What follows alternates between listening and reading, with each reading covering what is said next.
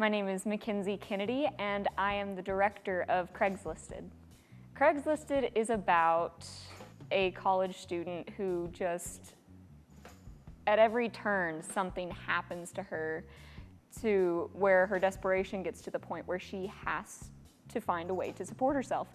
And the only way that she finds is through Craigslist. She starts putting ads on Craigslist and starts bringing people into her apartment and taking them on as clients. And this becomes more than just a part-time job, this becomes her business. Problem is, people talk.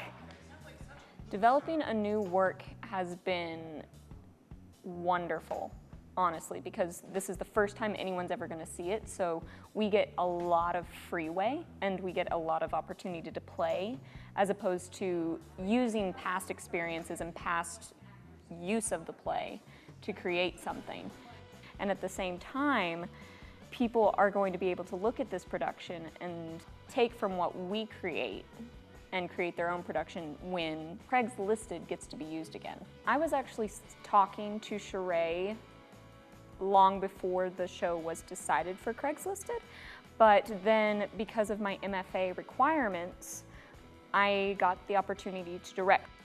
Directing is a completely different viewpoint. I had to go from being part of a picture to creating a picture, and that was very different for me. I'm very used to being on the stage as opposed to looking outside, trying to create the best picture that tells the story. My favorite part about directing so far has been seeing how different actors take direction. I can say one thing and know what I'm trying to say and have them create something completely different and it still works. And it's like, oh, that's not what I intended, but awesome. That works just great.